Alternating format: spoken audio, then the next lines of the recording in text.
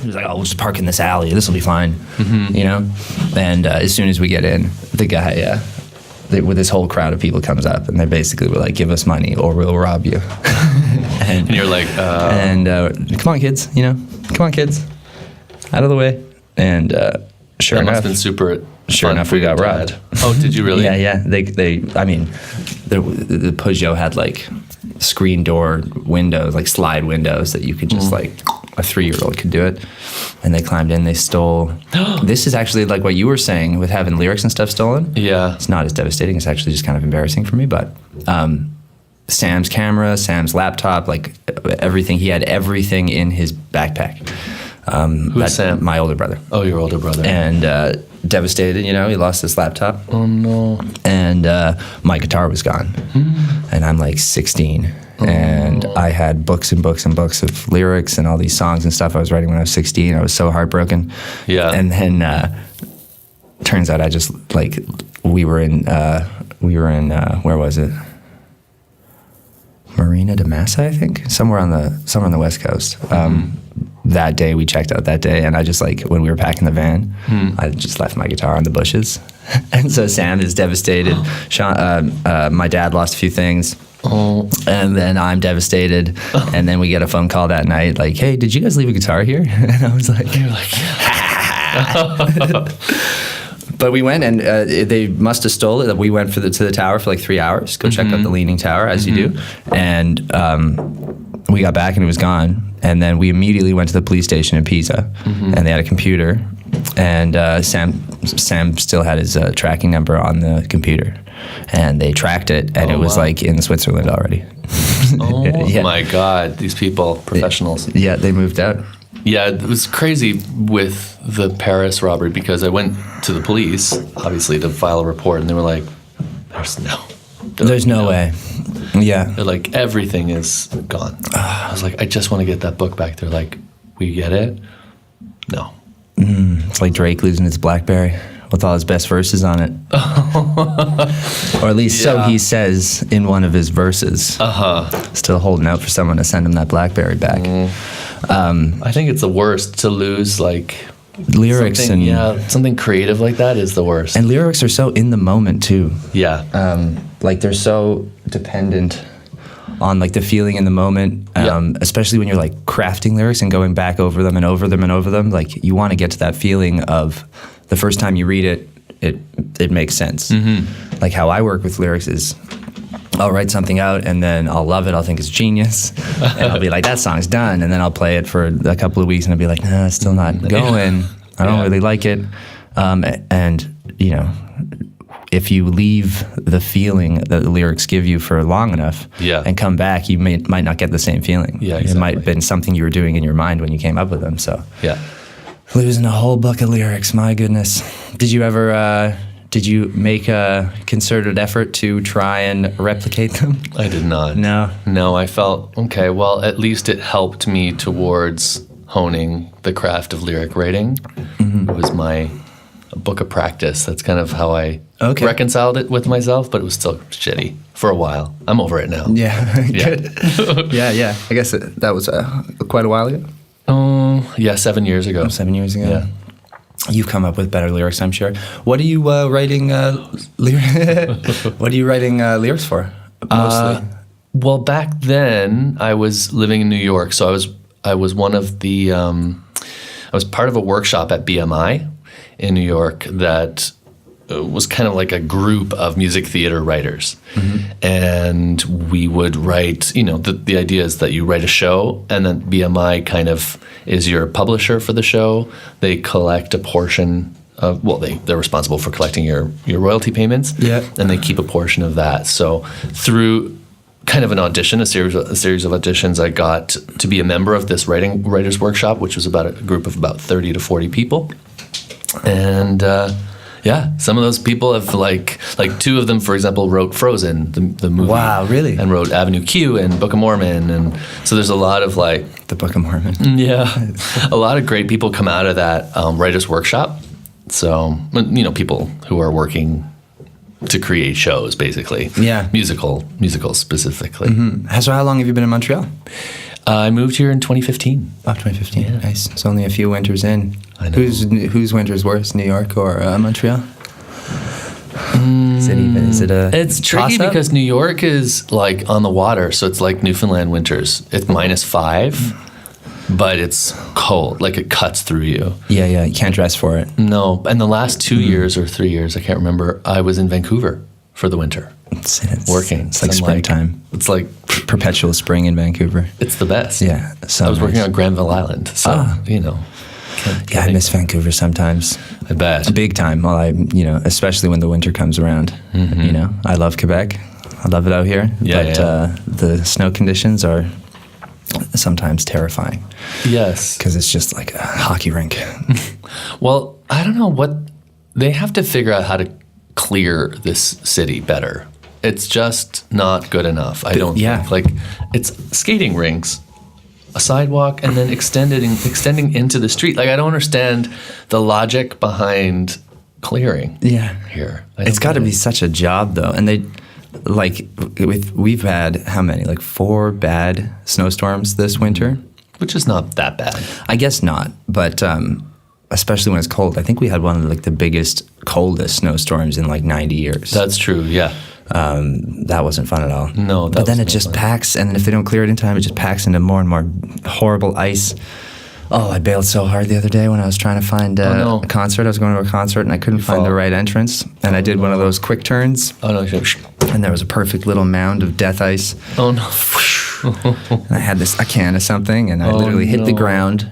All my pain registered throughout my body, and then I said, where'd my lemonade go? And then it smashed right beside. I must have just whipped it. Oh, my God. But you can get messed up out here in the ice. Oh, yeah. My goodness. I remember walking to La Salle station a couple of times, but there was one day in particular that it was kind of really slippery, and I was kind of walking like a penguin, towards the station, and I know. 2 people around the corner, same corner. One person went down, and the next person right after her, and then as I not approached funny, the but it's station, funny. just in front, this other guy was kind of like stepping onto the sidewalk, same thing. So 3 people in the course of like 30 seconds down. Oh, dude, yeah. I mean, it's terrible when that happens, but also so funny. It's hilarious. But Newfoundland doesn't get much of a winter, or doesn't get much of a cold, but they get a No. ton of snow. Yeah, exactly. Like mountains and mountains of snow, like bury your house snow. Can be, yeah. Oh, Which was great as a kid. why'd you leave? Well, we had this huge balcony as a kid, and we would do backflips off of it into the snow. Like, it was pretty high. We were just like, we were divers, so we... Divers, like into water usually. Well, So we knew that's how water. to, like, control our position in the air. Yeah. My sister was a better diver than I was, but, it was fun. High dive? You get up there to the 10 meters and 10 stuff? meter board, yeah. Wow.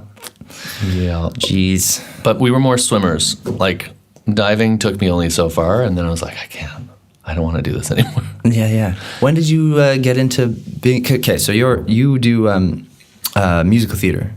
Musical Is theater, kind yeah. of like your history, right? Yeah, mostly that's been my bread and butter. Yeah. When did you decide you wanted to be a musician? Well, I always wanted to be a classical pianist. That was my number one goal in life. And so as soon as I started taking lessons, I was like, this is what I want. This is what I'm going to do. And I guess when I was 19, I started having these weird like blackout things that prohibited me from playing anymore. So I would practice and then I would like lose consciousness. Wow. What? And so it happened like over and over. And then I went to the hospital here, actually the Montreal Neurological Institute, and they checked for, like epilepsy and syncope and like a lot of conditions, and they couldn't find anything. And they had me hooked up to this EEG while I played piano for 3 weeks. And they just observed everything. And they were just as kind of fascinated as I was, I guess. And nothing, they just couldn't find anything. But it kept happening, so I had to quit. And it was only piano? Piano, yeah. Oh, my God. What? Weird, crazy. So you'd be playing, and was it like when you got to a tricky part or something? Or just like after you had like done... randomly happened. You'd black out, you'd wake up and say, where am I? Yeah, pretty much. Wow. And that hasn't happened. When was the last time that happened? When I was 20. Oh. So it's been a long time. So a couple of years ago. Yeah, a couple. Wow. Well, that's scary. Are you eager to get back into the MNI and figure out what happened? It's never happened again. Only piano. No. Yeah. Oh, someone cursed you in a previous life. I know. Well, it's funny because there was the last time it happened. I was watching a concert. I wasn't even playing. Oh, come on. So I was like, "Are you kidding me?" I could feel it about to happen, and so I just kind of like left the. It was like in a concert hall watching Tchaikovsky piano concerto. Mm. I was like, "Are you kidding me? Am I going to pass out?" And I ran out and I passed out. It's just crazy. Oh, what a wild thing. It's the craziest thing. But there were a lot of like factors that I attribute it to now. A lot of I was getting ready for the Tchaikovsky competition. There was a lot of stress involved, anxiety. Right. I was coming out at the time, I had repressed like every sexuality thing that was part of me for, years. And that was probably stressing me out in many ways too. So ultimately, I think being able to use what I learned and the discipline that I learned was really helpful to my growth as an artist. Right, and you're starting like kind of with a compromise. Yeah, like a compromise away from not being able to play piano. Yeah. So you went to voice? Not immediately. No, I went to acting. Oh, okay. Cool. Yeah. And so I went to Sheridan College where I learned how to sing a little bit. And then I started working kind of a year and a half into that. I was an actor, and for many years I act sometimes still, do auditions. And then last year I was like, you know what? I'm going to go back and finish my degree because I never got to finish it thanks to that craziness that went on. And I want to be able to have that for myself. It was something that I just want for myself. Yeah, and it's I guess now you're merging your acting history and your acting experience with your love for music. Yeah, and you're writing music and lyrics and performing too into the shows. Not performing so much. I conduct the shows more than I perform the shows. Okay. So yeah. Okay. Yeah, play and conduct. So I play again, but not classical. I only sing classical, which is why I'm doing this classical voice recital. It's like this weird return to the classics after so many years away from it. And it's a huge chunk of music that you're doing, crazy. Isn't it? It's like 45 minutes? It's an hour. It's an hour, minutes. And you haven't done it in a long time. That's a big undertaking. I've never sung classically ever. Ever sung classically? No. It's like bizarre. I don't know why I wanted to do that for myself, but I just was like, fuck it. As my grade 10 English teacher said, bite off more than you can chew and chew it. Yeah, exactly. Do something scary. Yeah. Well, that's going to be where? And when? April 24th. April 24th. At the Saint-Jean-le-Baptiste. The church. Church, but it's in the chapel, which is called Le Chappelle St. So just in the back. Okay. It's like this beautiful little room and holds 100 people. It's very nice inside. Oh, that'll be super sweet. Yeah. Go sing some old classical songs? What are some highlights on there, some greatest hits? Oh, well, I'm doing some Clara Schumann. Oh, beautiful. So since we learned about her last semester, I was like, since I'm doing some Robert Schumann as well, maybe I can, complement him with his wife's work. And so, yeah. And also because her work is really becoming more popular right now because she was so brilliant and because she really helped Robert Schumann, I think, with his illnesses and with editing all of his work, and she probably played all of his work as well after he injured his hand. Yeah. So I find it really interesting that, her work was so pushed back for so many years and unfortunate, but I want to be able to, interpret it just as I interpret it. That's right, get it out there. Let people know.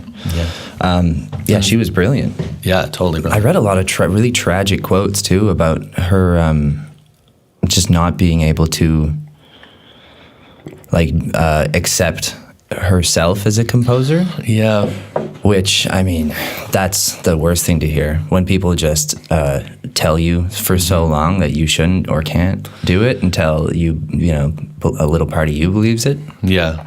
That's tragic. But, I mean, at the very least, we have the ability to still sing some of her stuff. Yeah, exactly. It's great. Which is fantastic. So you're going to do an hour of classical music for voice. You're accompanied, right?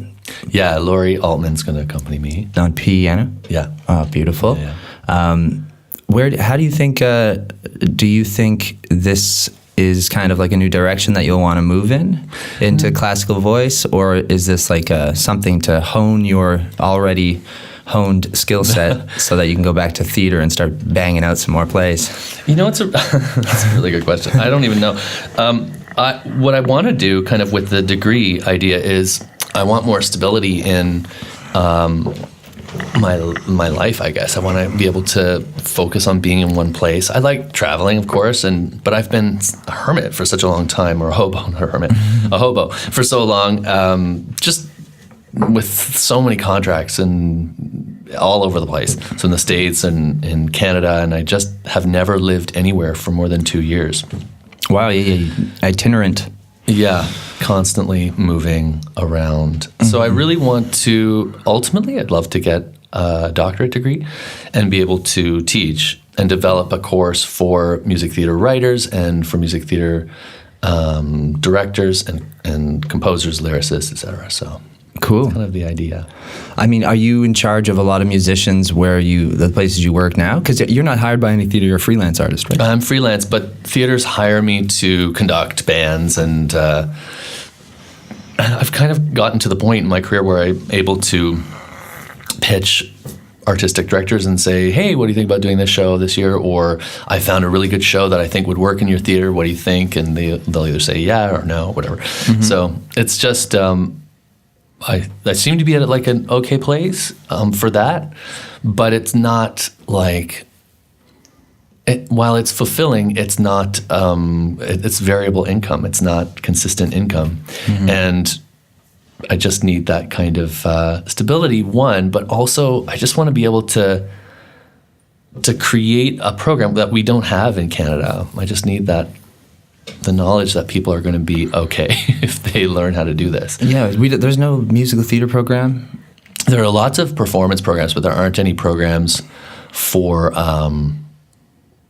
like the creative team. So you can go to NTS and do production and direction, but you can't study music theater direction there, or you can't study music theater musical direction or composition or lyric writing, book writing. There's nothing in Canada that has That's crazy. that. Yeah. There's such a huge community of musical theater. Of course, and theater, especially in Quebec. For sure. And musicals make a lot of money. So just practically speaking, it's a big business, or potentially big business. So... the musical I was in didn't make me any money. No. But no, I mean, it can be. It's a difficult career. There's no question. It's not easy. But yeah, you gotta like the torment. Yes. You gotta like being tortured and hungry. That's where all of the inspiration comes from, right? Yeah, that's what they say. I don't like it, but you know.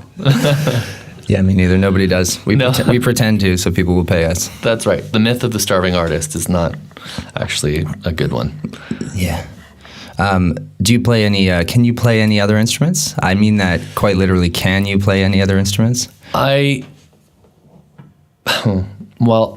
did play guitar and clarinet and saxophone and oboe and trombone, but I don't practice them. In fact, I don't even have them anymore. I have a guitar, but I don't have all of the other instruments. I've kind of long given them up. And why is that? You just fell out with them? Well, I felt like I was just so focused on too many things. I mean, I still am. I'm a little bit splayed everywhere. But yeah, I think the main thing is that I really wanted to focus on piano. That was my main goal. And then when that couldn't happen, I wanted to focus on being an actor. Yeah. So what have you acted in? Well, my first gig. How'd you get into it? It was funny, actually. I went to do a dance call when I was at Sheridan College. I went to do a dance call for Stratford. And I was like, well, I'll just go, I have nothing to lose. And they asked me at the call if I knew any Shakespeare monologues. Of course, I'd been at Sheridan, so I studied Shakespeare monologues, of course, and Shakespeare plays. And I did 6 monologues, and then I did 2 contemporary monologues. And then they asked me to sing. And I sang, and I didn't think anything would come of it. I was like, well, it was a good experience. Excellent. And I went back, and 2 months later, I got a call to join the company at Stratford.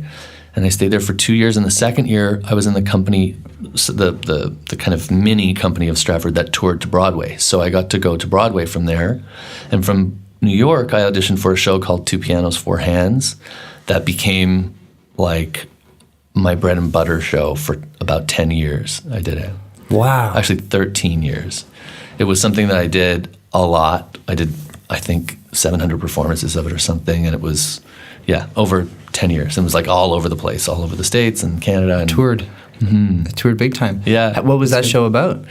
It's a great show written by Ted Dykstra and Richard Greenblatt. And it's about 2 guys growing up, learning how to play the piano, and then coming to terms with the fact that they're not actually good enough to really be a concert pianist or the concert pianist they dreamed of being. Right.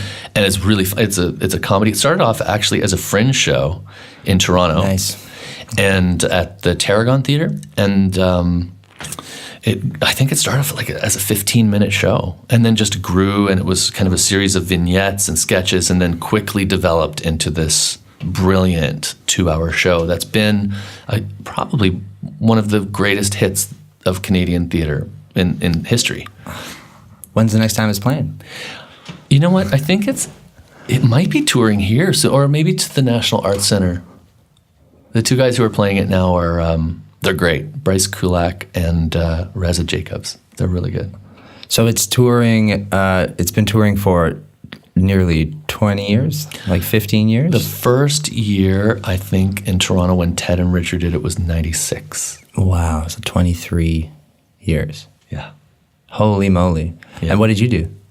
I played Ted. You played Ted? Yeah. Did you have to play the piano? Yeah, so yeah. But it was this different was before No, this was after. So it was different coming at it through the eyes of a character. Wow. Because I wasn't me playing the piano. And I was also more comfortable with who I was at that point. So I had no stress associated with it. Right, this was like kind of your chosen, your life was figured out to some extent. Yeah. Wow, stress. That character thing is interesting because, like I said, I wrote a musical. I wrote the music for a musical, and I had to work with a lot of, it was a community theater. Right. Where was this? Theater St. Catherine here. Oh, yeah. And so I had to work with a lot of actors who are all hilarious and super talented, but a lot of them had never really done music before. Oh. Or were, hesitant to just belt out into song. And what always happened was they'd kill it, like they'd do an awesome scene, and then the microphone would come up, and now they're out of character, and they're a singer, and they can't hit any notes. Right. But the best advice I gave was, probably a day before the show, because everyone was constantly coming up to me. How do we do this? What's the note here? All this stuff.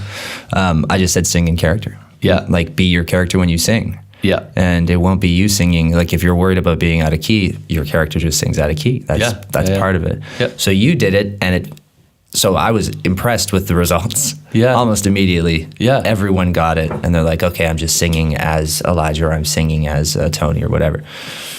But you actually got over like an ailment by singing or by playing piano in character. That's right. Oh, man. I mean, it's a great study, I think, for somebody to do. Because what shift do you go through? Yeah, I wonder. Like, what shift do you have to go through mentally to tell yourself to be somebody else, or to convince yourself that you're somebody else? And you still maintain all the same faculties and talents and skills for you to play piano, which you learned as yourself, but now you're a character. Wow, this is Although there is an unhappy ending to this. Oh no. The last time I performed the show, was it the last time? No, actually, it does have a happy ending. But okay, so the second last production. This is a roller coaster ride. It's a roller coaster. It's crazy. So 2009, I did the show in St. Jacobs, Ontario. It was part of the Drayton Festival. So I did it in Drayton and then in St. Jacobs. And while I was playing it in St. Jacobs, for some reason it was really stressful. They wouldn't tune the pianos. And so I was playing on an out-of-tune piano, which was driving me crazy a little bit. And I should have just put it aside, but it was bothering me. And I had a panic attack on the stage. And it was the only panic attack I've actually really ever had. Which makes it that much more powerful. Mm-hmm. But I had to leave the stage, which I've never done in my life.